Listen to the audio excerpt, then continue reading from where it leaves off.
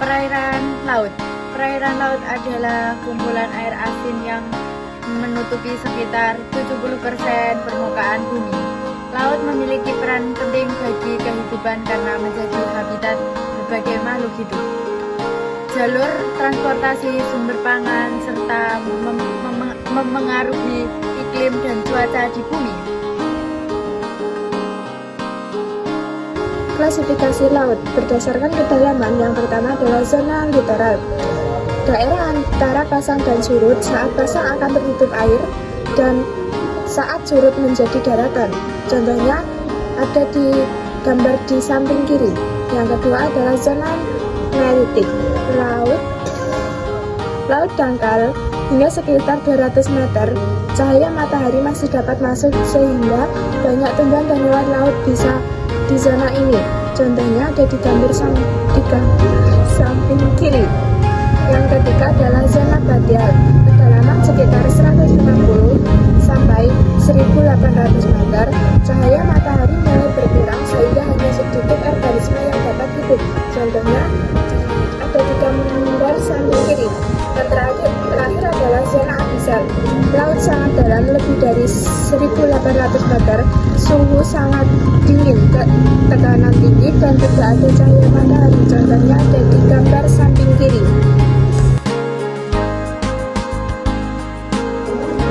Selanjutnya adalah klasifikasi laut berdasarkan proses terjadinya. Yang pertama adalah laut transgresi. Laut transgresi terjadi karena naiknya permukaan air laut sehingga wilayah laut menjadi lebih luas. Yang kedua adalah laut regresi. Laut regresi terjadi karena penurunan permukaan laut atau pengendapan sehingga luas laut berkurang. Yang ketiga adalah laut ingresi. Laut ingresi terjadi akibat penurunan dasar laut karena aktivitas tektonik sehingga terbentuk laut dalam. Bisa dilihat seperti contoh gambar yang ada di samping kanan.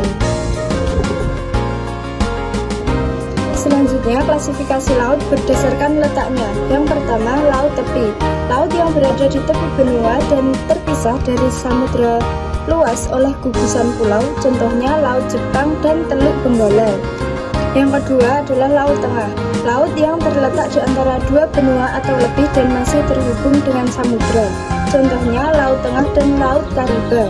Yang ketiga adalah laut pedalaman. Laut yang hampir seluruh bagiannya dikelilingi daratan sehingga hubungan dengan samudra terbatas.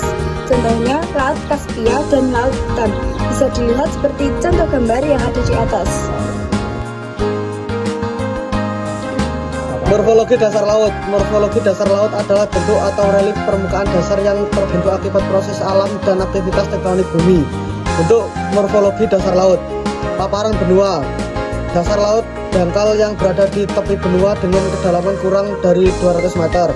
Daerah ini menjadi tempat hidup banyak organisme laut. Lereng benua. Bagian curam yang menjadi batas antara paparan benua dan laut dalam. Kedalaman sekitar 200 sampai 1800 meter. Dasar samudra, bagian dasar laut yang luas dan dalam. Wilayah ini menutupi sebagian besar permukaan bumi. Yang selanjutnya, bentuk morfologi dasar laut. Pemetaan tengah samudra, jalur pegunungan bawah laut yang terbentuk akibat aktivitas magma dan pergerakan lempeng bumi. Gunung laut. Gunung yang berada di dasar laut, ada yang puncaknya masih di bawah permukaan laut dan ada yang munculnya menjadi pulau. Pulau laut, bagian laut yang sangat dalam, sempit dan curam. Pulau laut menjadi bagian terdalam di lautan, seperti gambar di bawah.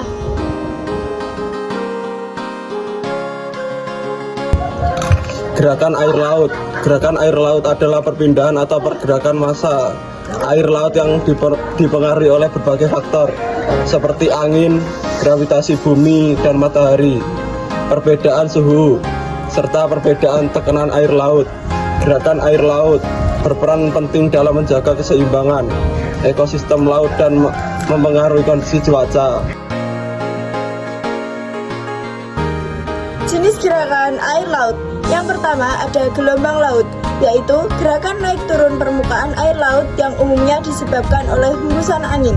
Semakin kuat angin bertiup, semakin besar gelombang yang terbentuk.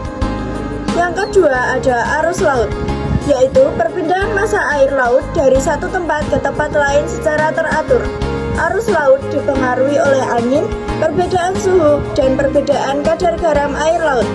Yang ketiga ada pasang surut, yaitu naik turunnya permukaan air laut yang dipengaruhi oleh gaya gravitasi bulan dan matahari.